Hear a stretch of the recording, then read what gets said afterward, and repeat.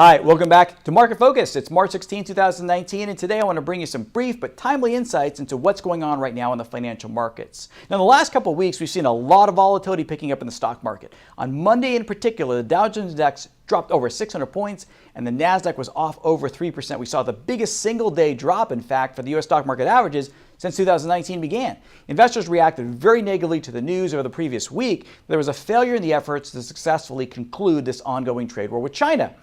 And since then, investors have been trying to recalibrate what the impact of an ongoing trade war may mean. Well, it's already been estimated that it could shave about 1/4 to 0.3% off of GDP growth.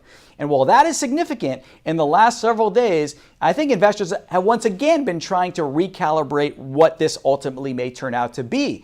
And there is a growing belief that there is still a good chance that this situation resolves successfully. We happen to think that President Trump has a very strong vested interest in seeing that be the outcome, but he's keeping his cards very close to the chest. And the reason is that the mind of the public is now turning towards the 2020 election.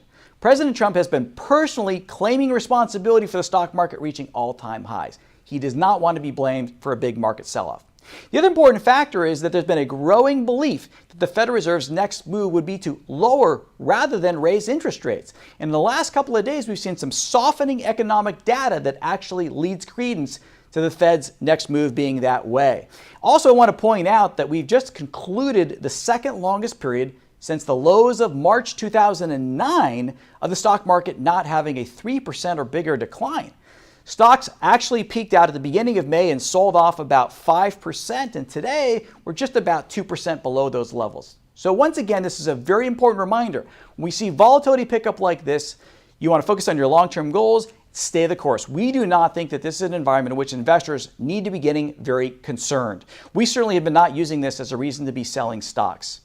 Also, it's important to remember why we diversify in investment portfolios. When stocks go down, generally safe haven assets such as gold and bonds go up, and that's exactly what has been the case recently. In our global allocation models, we have a significant exposure to gold, and we actually just added some additional exposure to long-term treasuries to act as a nice buffer in the event volatility like we've seen actually played out.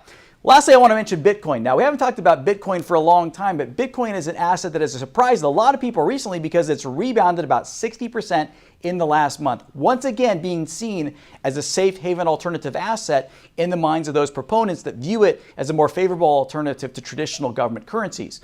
We have an investment strategy that we manage here called Thematic Wave, which is an opportunity for our clients to participate in economic themes that we think are going to be very impactful in the long term in terms of the way that we live as a society and the way that we consume. And Bitcoin happens to have a small place allocation within that portfolio.